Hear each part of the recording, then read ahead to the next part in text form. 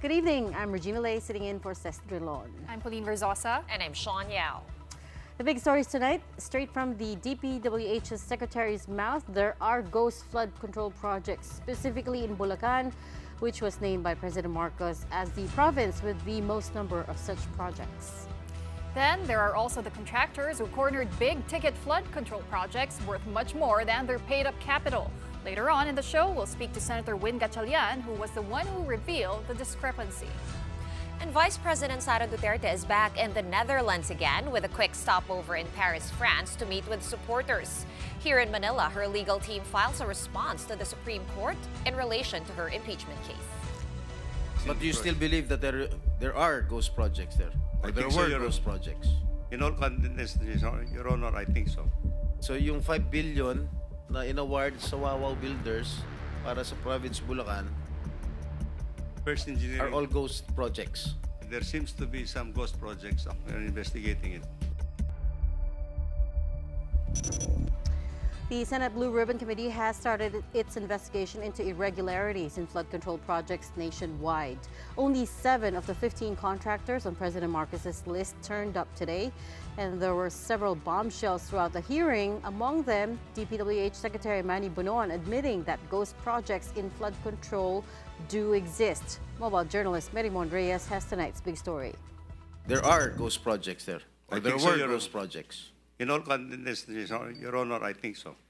This was DPWH Secretary Manny Bonoan admitting to the Senate Blue Ribbon Committee that ghost projects in flood control do exist. Bonoan also insisted he is just learning about them and that he's ordered investigations. All 15 contractors mentioned by President Bongbong Marcos that bagged the most number of projects were invited to the hearing. But only 7 turned up, so lawmakers will be subpoenaing the other 8. One of those who turned up today, QM Builders, was subjected to intense scrutiny. Lawmakers questioned how QM Builders was able to secure large contracts despite being just a sole proprietor under the owner Alan Quirante. DPWH said they allowed Quirante because he has a Philippine Contractors Accreditation Board or PCAB license. Further, Quirante argued that his net financial contracting capacity amounts to 40 billion pesos. Ilang project ang na-execute mo na?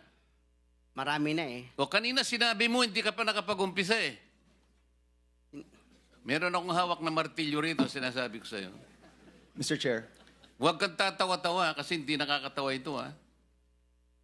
Mr. Chairman. Dito lang nagsisinungaling ka na eh. 40 billion pesos. Yes, Mr. Chair. Oh. Naniniwala ka, Mr. Senator? Tinoon na, bay. Ha? Yeah. May 40 Yes. billion ka. Yes. Nakadeposito sa bangko na. Ano sa mana? Asset yan. Kasi yung NFCC, kinocompute ng times 15 yon, Mr. Chair. Halimbawa, may 1 billion ka sa bangko. Pwede ka sa 15 billion. So, halimbawa, may pera ka sa bangko na 2 billion, ibig sabihin, pwede ka sa 30 billion. Yan ang computation. Kaya tayo yung pera natin, kasama na yung mga assets, more than 2 billion. Kaya i-multiply natin ng 15, abot ng 40 billion. Kaya kami munta at hanggang 40 billion. But Senator Win Gatchalian pointed out that 5 of the 10 named contractors bagged projects worth much more than their capital. He based it on the company's own reported paid-up capital to the SEC. Kagaya ho ni itong Centerways at Wawaw Builders, 5 billion and 4 billion, but ang kanilang capitalization is only 90 million pesos, 45 million pesos and 50 million pesos. But in the PCAB, kailangan at least 1 billion pesos yung kanilang net worth. So paano ho, ang tanong ko, paano ho nakakapasok yung mga ganitong, kung undercapitalized siya, obviously yung project papalpak ho talaga. Titipid siya. Yun yung napakita kanina na maampaw na project. Walang bakal, buhangin linalagay. Of the list Gatchalian gave, the contractor MG Samidan stood out. It reported a paid-up capital of 250,000 pesos only, but in the last 3 years had been able to corner more than 5 billion pesos in contracts. Senator Jinggoy Estrada also revealed that by his investigation, there were ghost projects in Bulacan, particularly in Kalumpit, Malolos, and Hagonoy. He alleged there was just one contractor behind these projects, and that's Wow Builders. According to Secretary Bonoan, Wow bagged a total of 9 billion pesos in projects nationwide from 2021 to 2025. 5.971 billion of these were flood control, specifically in the 1st Engineering District of Bulakan. Yung 5 billion na inaward sa Wow Builders para sa province Bulacan First are engineering. all ghost projects. There seems to be some ghost projects, actually as reported, Your Honor. We're investigating it. They will be coming up with their financial and physical report in 1 week's time, Your Honor, to my office. Nabayaran na ba yung itong Wow Builders? Yung mga projects na na-complete, yung mga projects that have been filed, palagay ko na nabayaran na po lahat to. For his part, Senator Erwin Tulfo asked Bonoan if he was aware of any DPWH engineers and regional directors who are contractors themselves or who get cuts from projects. In-house construction, Mr. Secretary. Kami na lang gagawa, kagaya po na nangyari sa akuan. Kami nang gagawa, ako nang gagawa dahil ako district engineer kasi may construction company. Will you not also ask how many congressmen are contractors? Mamaya pa yan sa second round. Kasi sir, sabi for now, kay kami nag-uusap-usap dito, sa DPWH mo makikita ang pinakamayaman na opisyal sa ating bayan. The Department of Public Works. Dati po, Bureau of Customs. Ngayon, Department of Public Works and Highways na. Dahil billion po pinag-uusapan. He also asked why Cebu, Leyte, Isabela, Albay, Camarines Sur, and Ilocos Norte had huge flood control projects despite these provinces not being in the official list of flood-prone areas in the country. Binabaha ba? Bakit tayo magpopondo rin sa lugar na ito kung hindi naman po binabaha? It's a waste of money, Mr. Secretary. Waste of time also. Halatang-halata ho popondohan mo dito, gagastusan mo na wala namang baha. I agree completely. All right. Senator Mig Zubiri at one point came to Bonoan's rescue, saying that the blame isn't all on DPWH. The DPWH is not all at fault. Kasi yan, kanina pa, nahiya lang si Secretary, Mr. Chairman. Pero in our conversations together with Secretary Mina, namamanggal yung budget. Iba yung NEP, paglabas po ng ng GAA.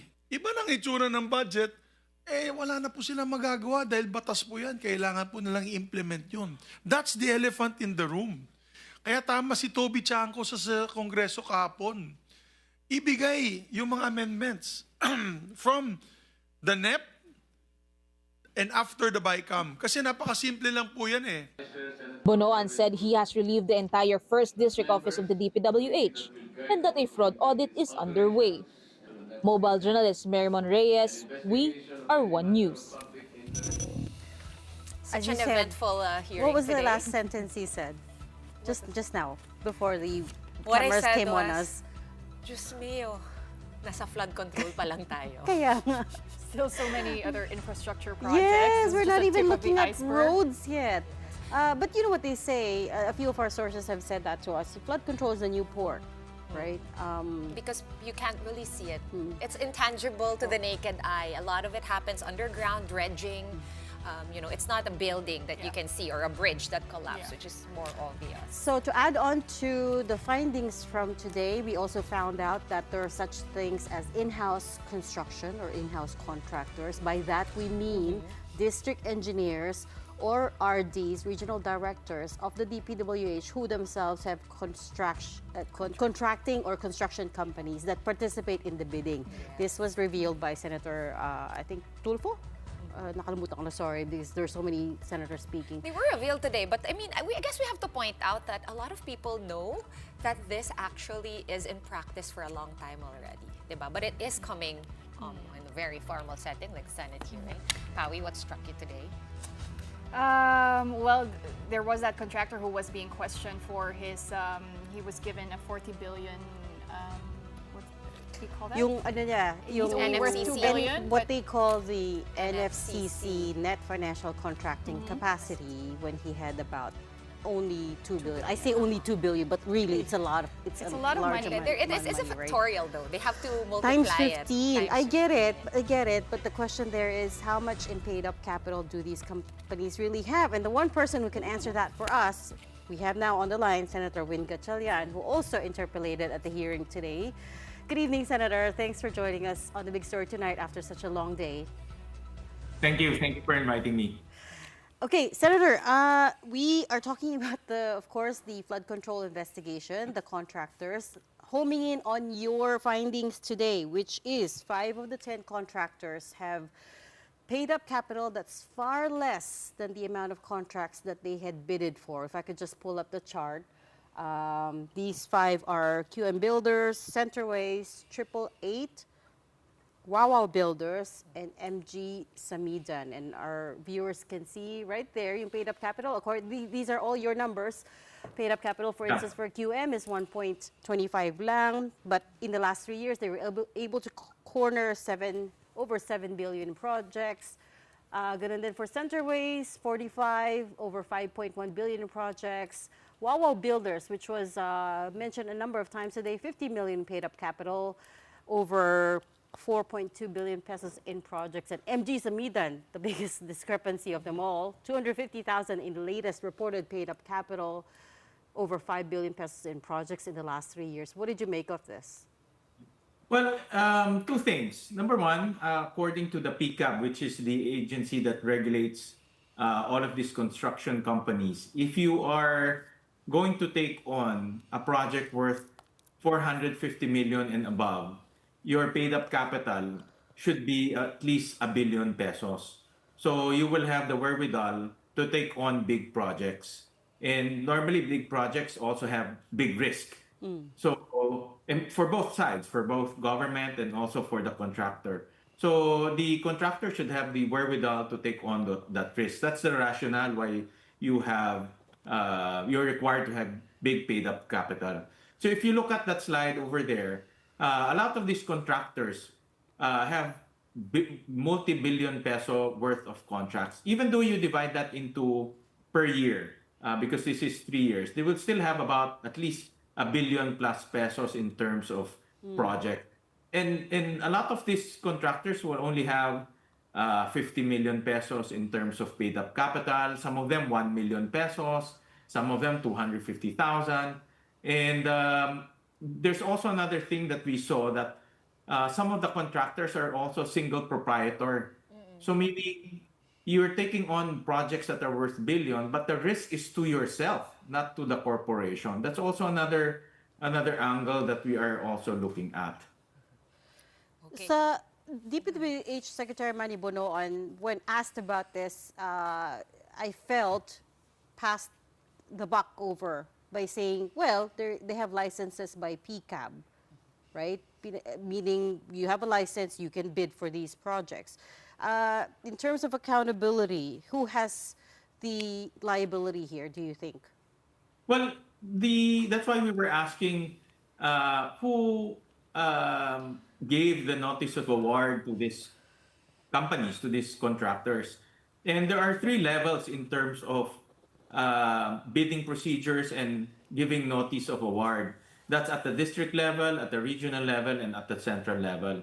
So depending on the contract, depending on the size of the project. So in my take, at least it's my personal take, is the district engineers, the regional directors, even the central office should also analyze whether the companies can take on big projects like this, especially multiple contracts.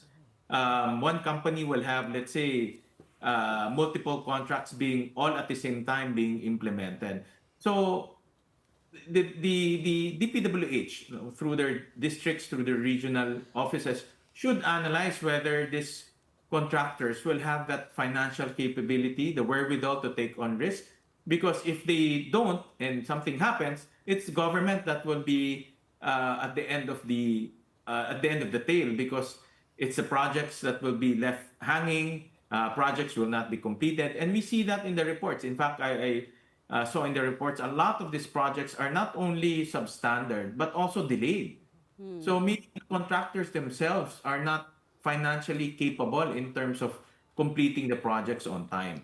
Another thing that came out earlier, Senator, was the fact that, nagsasubcon din yung malalaking contractor, yung mga may wherewithal to have the biggest ticket infrastructure projects, yung mga quadruple A. Sometimes you can notice na ang dami nilang projects. So what they do is they subcon it to other companies using their license to be able to win the bid. And as early as now, are you seeing ways to close this loophole? Is there something that we can amend? Is there something that you can legislate? We're going to take a look at that. And if you followed the hearing earlier, there were a lot of concepts that our senators raised. For example, like subcontracting or DPWH people implementing themselves. Ghost projects was also plain and simple, admitted by no less than the Secretary himself. So the next hearing will focus on showing the evidence. That's most important. We've laid down the concepts, we've laid down what we have heard on the ground. What's important for the next hearing will be evidence or pieces of evidence so that we can substantiate all of these, what I call it, open secrets. Correct.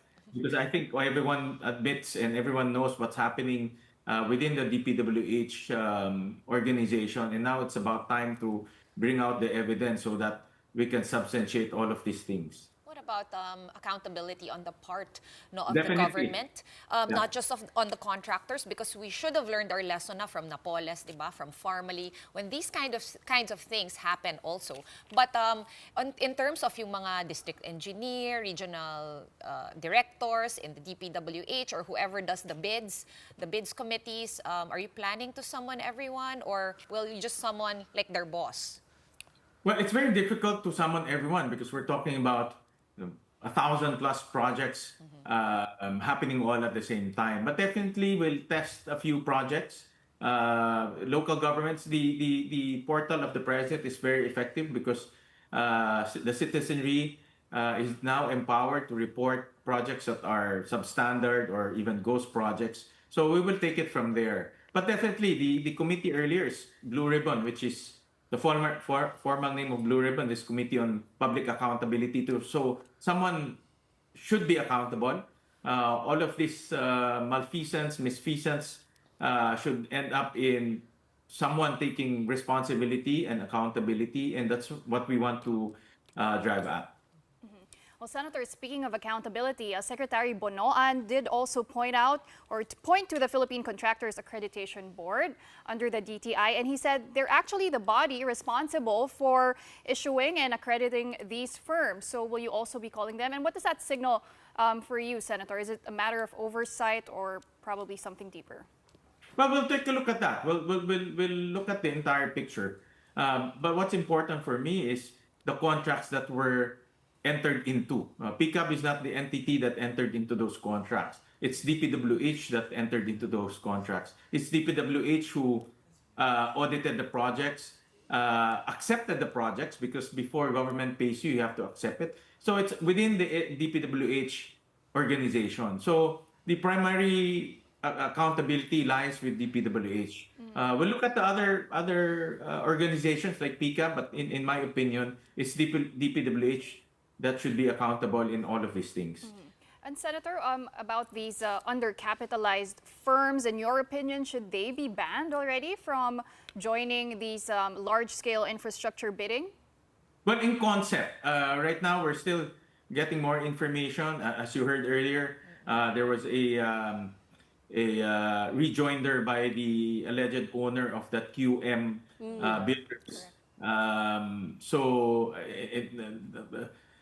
We need to analyze the data that he gave to us, and we're also looking at other information, for example, income tax returns, income tax payments, all of these things.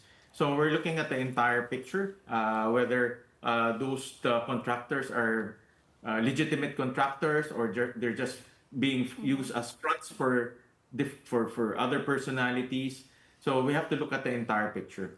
Oh my, that's the other thing I was going to point out, because the problem with reporting only that capital to SEC is it presupposes that they're also lying about their official financial documents, right? So may liability din yan sa taxes in terms of their financial projections. Well, we're not discounting the fact that these companies might be fronts for other personalities, whether political or people in government. So we have to look at that angle as well. Like I said, we also discovered that three out of the 15 contractors are sole proprietor, meaning, sole proprietor are normally business for MSMEs. Normally, you set up a sari-sari store, you're a sole proprietor. But you don't undertake 7 billion project being a sole proprietor because the liability will fall under you as a person, legally. So that's a lot of risk to bear. Sorry, sir. What was the third one? Yung three sole proprietors are QM Builders, the other one MG is, Sanidan, and The other one is Road Edge. Road Edge. Okay. Yeah, Road Edge. And do you think, Senator, in your opinion, earlier, sabi ni Senator Marcoleta, he wants to deputize some members of the committee, the Blue Ribbon Committee, para sumama sa mga inspection dito sa mga projects, supposedly ghost projects. The President has assigned the DepDev to investigate instead of the DPWH because they can't investigate themselves.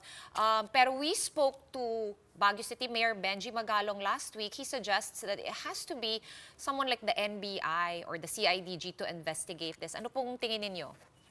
Well, different people will have different perspectives. The NBI is definitely qualified.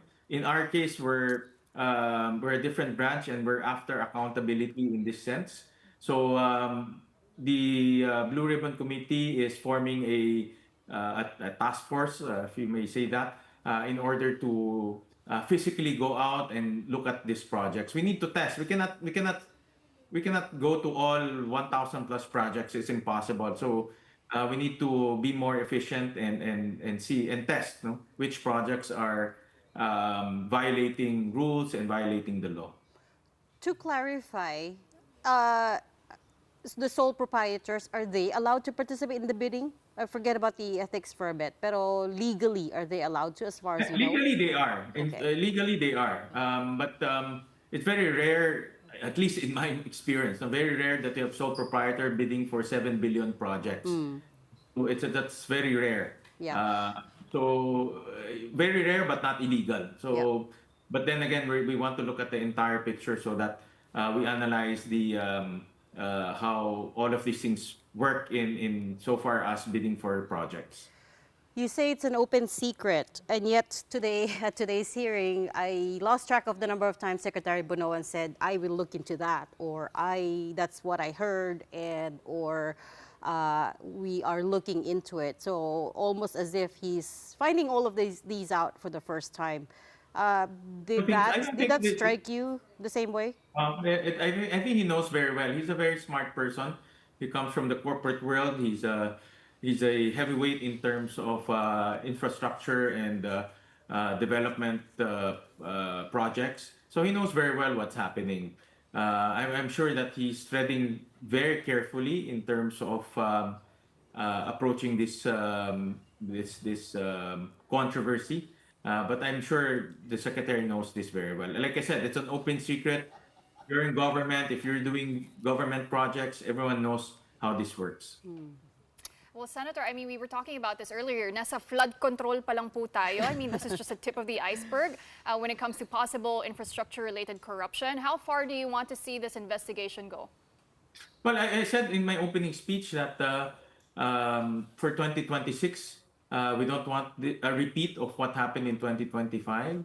If these flood control projects are going to be ineffective and a waste of money, we won't hesitate here in the Senate to give the flood control project a zero budget and just put all of the 246 billion pesos to building of classrooms. We're trying to rush. We're trying to close the gap and rush in terms of addressing our education crisis. So if DPWH will not give us a solid argument for this flood control projects come 2026, then we won't hesitate to remove the amounts given there. Senator, parang hindi rin okay yun because that's going to affect the ongoing projects, right? Because the money from last year doesn't just go into one-off projects. Some of them are continuing. Well, right? This is a signal to them that they have to straighten out. But come budget hearing, we will have to analyze each and every project in each and every account, each and every operating budget. For example, the operation of flood pumps. We also need to analyze that. But my point of the matter here is we're sending a signal that we're very serious, and DPWH should not repeat the same mistake. If they are saying that there are ghost projects, then make sure that there's no more ghost projects come 2026. I wanted to ask you, since na-segue na rin nila into it, yesterday, very heated House briefing, not hearing, between, of course, the new APRO chair, Congresswoman Mika Swansing, and Representative Toby Tiangco from the independent bloc. Representative Tiangco has been going around and doing media interviews and basically binubulat-lat niya yung mga modus. But yesterday, nalaman nga natin na parang nagmumukhang walang small committee report. Would you know anything about that, Senator? I think you were congressman also at one point. Well, Shawn, we have this interparliamentary courtesy, and that's the inner workings of the House of Representatives. So, as courtesy and as a co-equal in the legislative branch, I beg not to comment on that because that's their own process. We have our own process, we have our own rules, and as courtesy to one another, we try not to comment on each other's internal rules. Yeah. Okay. Yeah, but to take it further, Senator, if you'll allow me. But in our case, we just passed our concurrent resolution on transparency. Yeah. So next week we will have a hearing on operationalizing this. So we'll show the public how we will operationalize the new transparency initiatives here in the Senate. Yeah, but to press on the point a little bit, Senator, as Senator Miggs was pointing out, it isn't just all on the DPWH. The BICAM is composed of the Senate and the lower house. So the Senate does have some involvement in this. It's just not clear to us at this point because, again, there's a bit of a black hole in terms of the small committee report. For you, what is the Senate's responsibility in all of this? Well, the small committee, if I understand it, is the internal mechanism of Congress. No? So, pero sa BICAM. That's how they operate. That's how they work. Then we respect that. No. We have our own transparency measures here. We have our own mechanisms, and the way we will do things here is we will upload the document so that the public can follow the changes in the budget along the way. It's not only the front and the end, but the middle is also important. The movements within the budget is also important. And we'll upload that to the Senate website. Can you confirm, or do you guys already know who's going to be part of the BICAM this year from the Senate side? It's too early to say because that's going to happen in December. So too early to say. But definitely, it's too early to say. But I was going to say definitely a lot of members from the Senate. But additionally, but it's too early to say who. No? Yeah. I guess you're going to be part of it as finance chair. That's one person. I'll be definitely chairing that committee. Sorry, yes. So the answer is yes. Definitely, at least Senator Wen, right? Yeah, because I'm the chairman, so I have to be there. Okay, so we know who to chase, basically. I'm kidding. We'll leave that there. Thank you so much for talking to us tonight, Senator Win Gatchalian.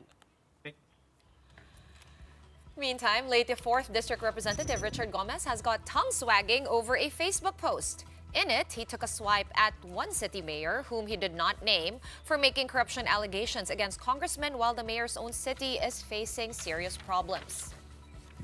Gomez wrote, "You talk nonstop about corruption in Congress because it's an easy headline. Meanwhile, your city is drowning in problems." He added, "Maybe it's time to fix your own house first before pointing fingers at others. Mahiya ka naman." He also urged the mayor to bring his concerns directly to individual lawmakers instead of dragging the entire House into the controversy. Gomez said the mayor has been, quote, "making so much noise to generate headlines at the expense of all congressmen." Gomez's remarks are believed to be directed at Baguio City Mayor Benjamin Magalong, who has been denouncing large-scale corruption in government infrastructure projects.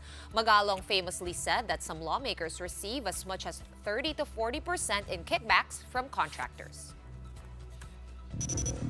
We're just going to take a quick break, but coming up, flood control projects are also taking their toll on the agriculture sector. In Oriental Mindoro, farmers have reported huge losses because of collapsed dikes. We have details of that when the big story returns. Stay tuned.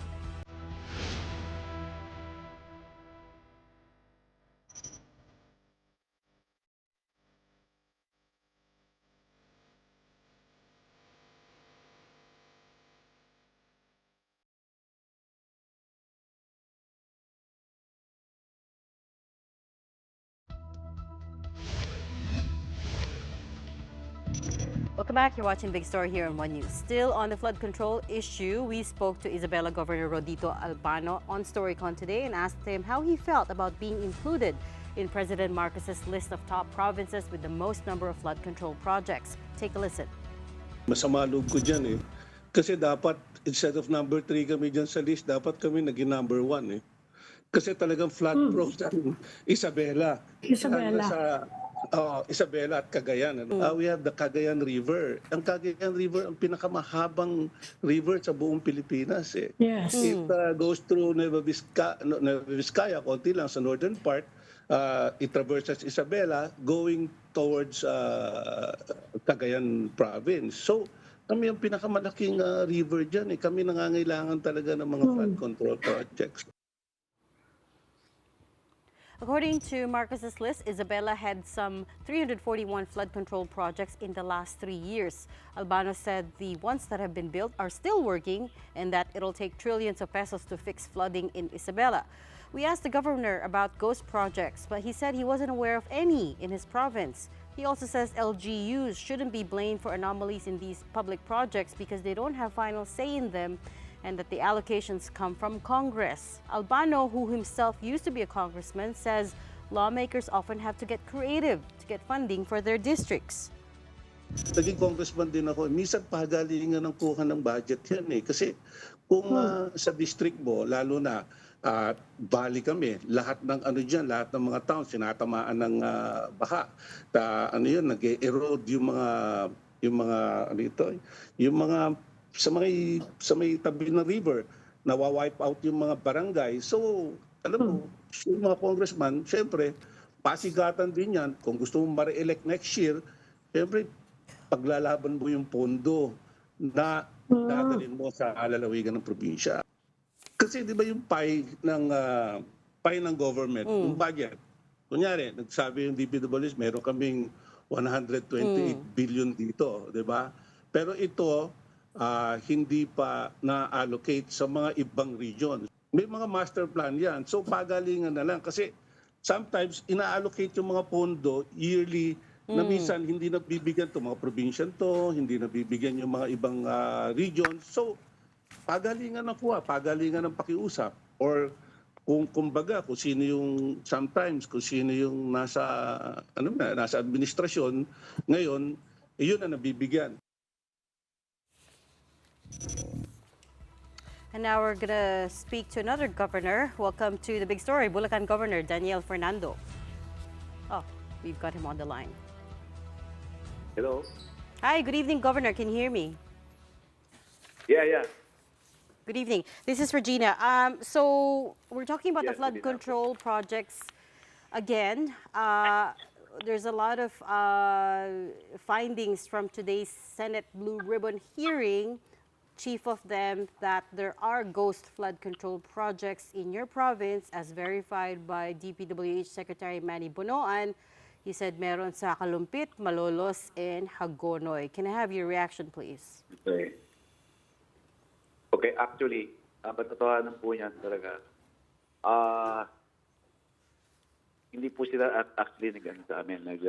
Even the courtesy call, wala silang ginawa sa amin tungkol dyan sa project na yan. Ano po? At nalaman namin, may mga project pala. Gulat nga din ako, I was shocked. During yung nalabas ng Pangulo na 668 projects ng flood control sa lalawigan ng Bulakan.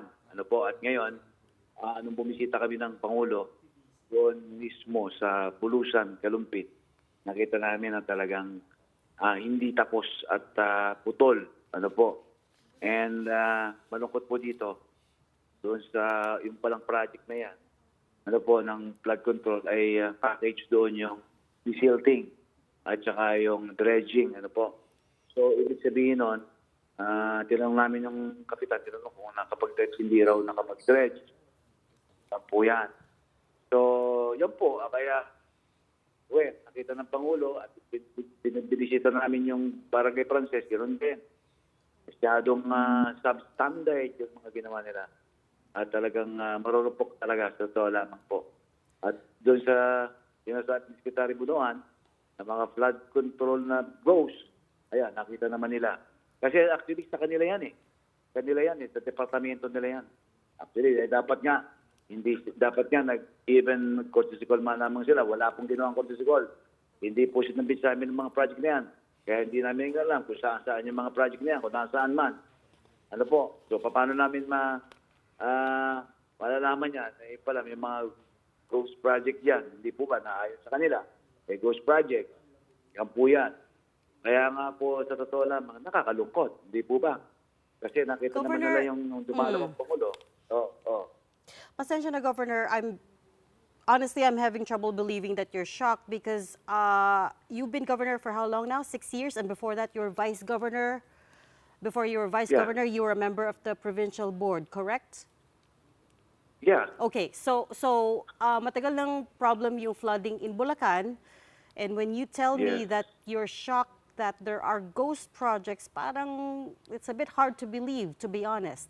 O nga, dagdagan ko lang, no, Governor, yung sinabi ni Regina. Ganun ba talaga yung kalakaran na talagang di dumadaan sa Capitol, sa opisina ninyo? Actually, ma'am, ganito yan. May mga project talaga sila na DPWH, ginagawa na lang nila, nagugulat kami, nagawa na. Ano pa, nandiyan na pala yan. So, well, ganito yan. Kundi ko nga po sila pinatawag, noong 2023, hindi sila talaga hindi po talaga nag-report. Totoo lamang. Nung nag-report sila, pinatawag ko sila kasi humingi sila ng PDC resolution, which is the Provincial Development Council resolution, para mailabas yung budget sa 2024. That was 2023, yung pagtawag ko sa kanila. Yan po yan. Talagang hindi po dumaan sa amin. Kaya nga po ngayon, naggawa ako ng ad hoc committee ng 2023 Kasi hindi nga dumadaan sa amin 2023. So, yan po yan. Yung po Executive Order number 22, series of 2023. Yan po yan. May kanya-kanya po kaming mga papel na ginawa ko, mga kanya-kanya obligasyon tungkol dito sa flood control, dito sa flood na ito at saka dito sa mga drainage po natin. Yan po yan. Kaya nga gumawa po ko ng ad hoc committee para malaman ko yung mga master plan. Na malaman namin yung master plan. Wala akong binibigay na master plan. Opo, Gov. Naintindihan ko po na may plano rin kayo mag-issue ng EO, no? That requires lahat ng proyekto ay dumaan sa inyong opisina para ma-review ninyo. Pero we're just wondering, just to get some clarity. Hindi nga po, ganun po yan, ma'am. Hindi nga po dumaan sa amin. So normal po yung Pagdating kasi sa gaan yan, yan na, ibababa na yan sa GP, pagkatapos pirma ng Pangulo, gaan na yan, yan po yan, sila na yan. So pwede mag-mobilize ang mga contractors kahit na walang, clearance or mga permits from the Capitol? Hindi po kami nagbibigay ng permit. Wala po kaming permit. Wala po kaming karapatang magbigay ng permit. Okay. At kahit sa mayor, hindi po sila nagbibigay ng permit tungkol dyan. Yan nga po yung proyekto naman DDP na hindi na kailangan bigay ng permit. Maliban lang, kung may batas sa munisipyo, may ginawa silang ordinansa na magbibigay sila ng kukuha sila ng permit kung yun po ay may ordinansa na ginawa ang bawat munisipyo. So, pero wala po kami karapatan para sa permit. Oo, pero balak nyo na rin baka pwede nyo pong kausapin yung mga syudad at munisipyo dyan para lahat sila ay gumawa na lang ng ganong ordinansa para makapagbigay ng permit? Is that part of your plan? Ngayon po, ma'am, actually, sa totoo lang, kasi mga project ng DP na yan, ang pagkakala po, hindi na humingi ng permit yan. Diretso na po yan May mga project pong ganon.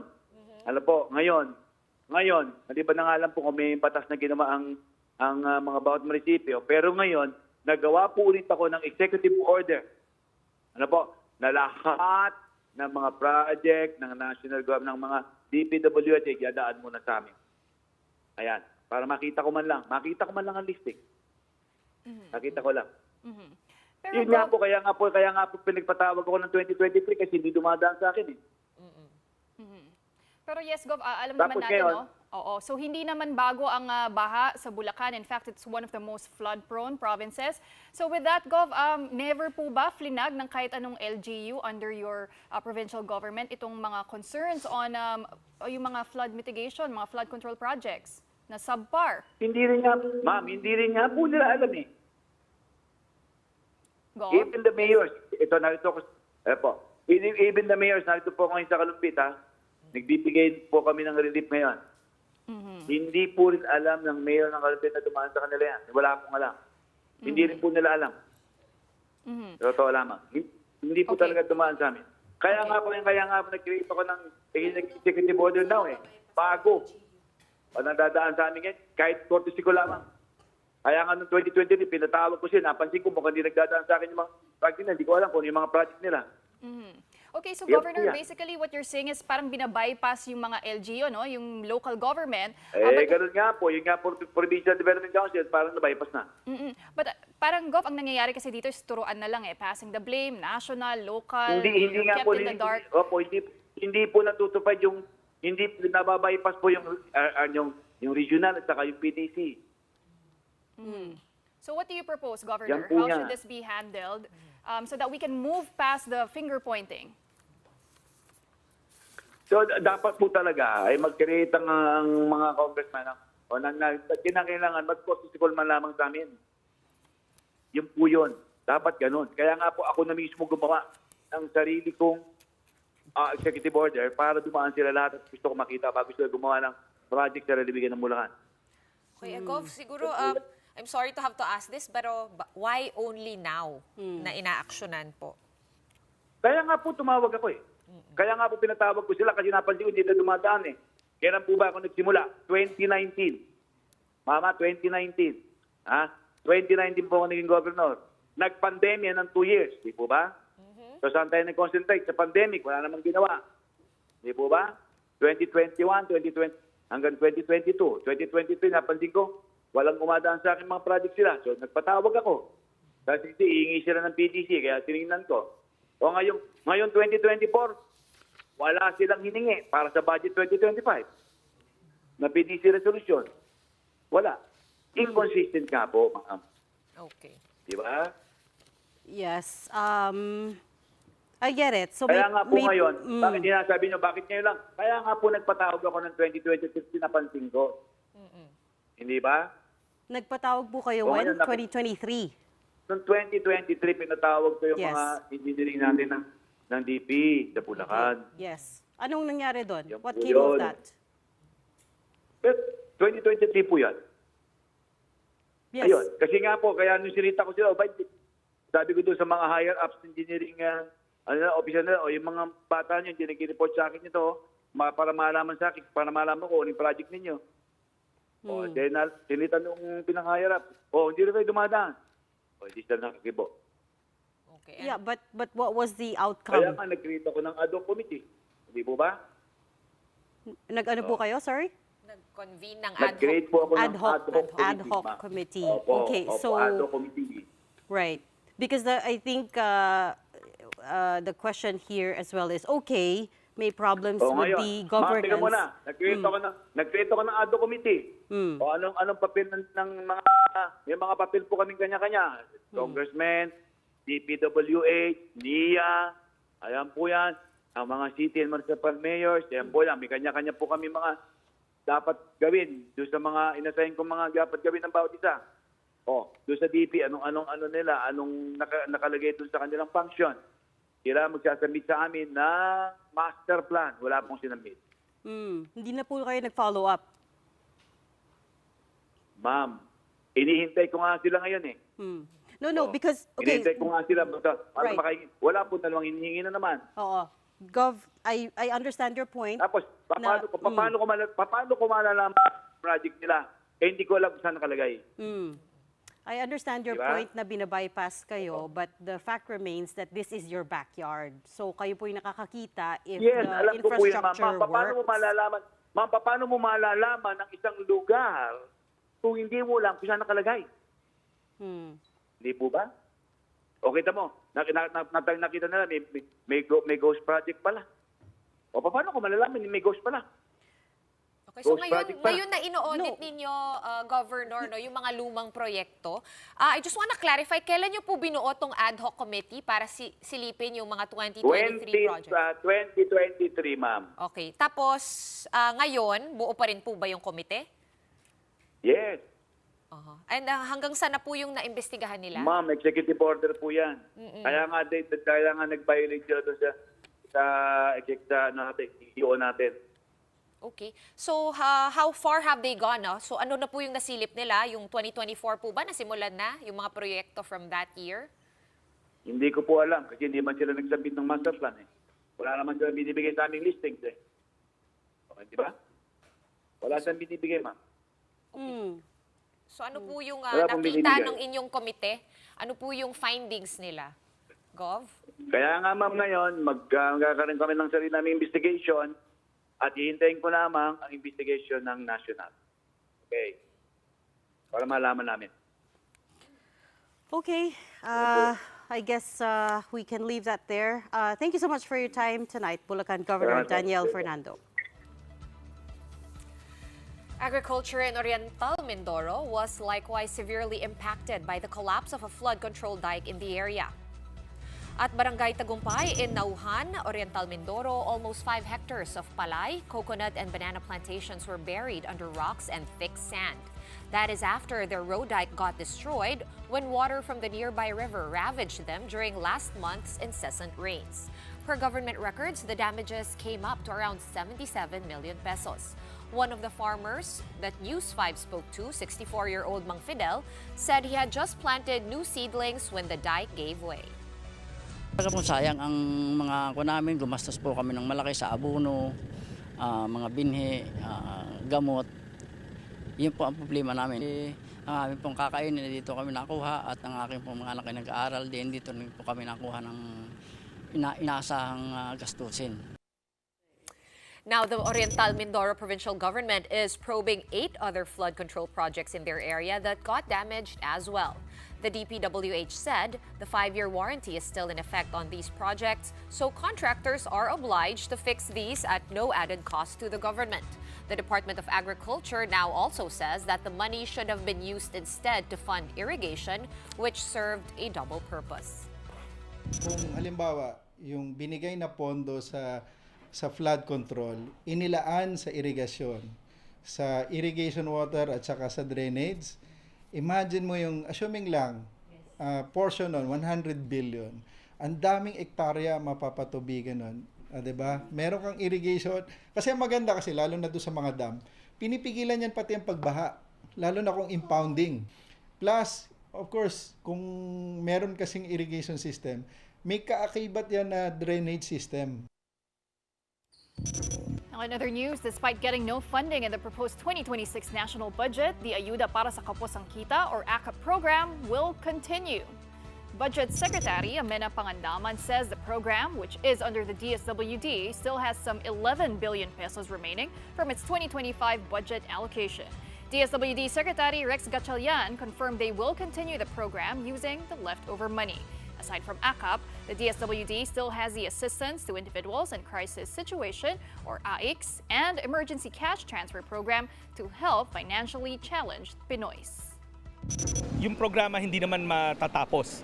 So bahagi pa rin siya ng menu ng mga programa namin dahil nga may 11 billion pa na natitira sa line item ng AKAP.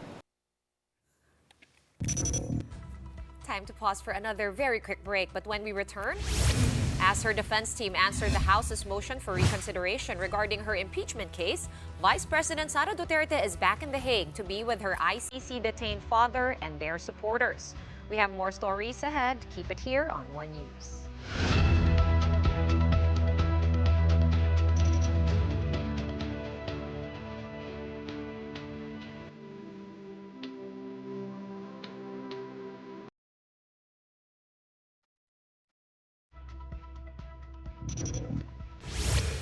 Welcome back to the big story. The defense team of Vice President Sara Duterte has filed their comment before the Supreme Court on the House's motion for reconsideration. Attorney Michael Poa confirmed that the filing was made Monday afternoon, August 18th. It is not clear, though, how they responded, and Poa said the team will refrain from making further statements or giving interviews out of respect for the sub judice rule. On that same day, Duterte made a 4-hour layover in Paris, France, while en route to The Hague. She thanked supporters who came to see her on short notice. The vice president is now in the Netherlands to visit her father, former President Rodrigo Duterte, who is detained at the ICC, awaiting his confirmation of charges hearing next month. VP Sara said her father has made clear he will not evade justice and only hopes to return to Davao if granted interim release. Sorry, just very quickly, I do have an update on that story. We finally got a hold of the copy of the response by VP Duterte's team. Essentially, as expected, her team has asked the Supreme Court to deny the motion for reconsideration.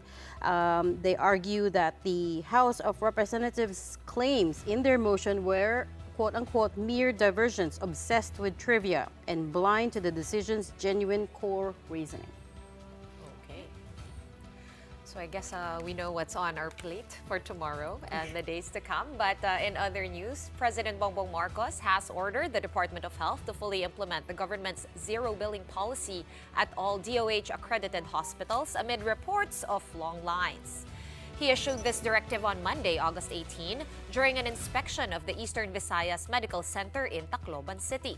The zero billing scheme, which Marcos announced during his fourth SONA, ensures that patients confined in basic ward rooms of government hospitals will not have to pay out-of-pocket expenses.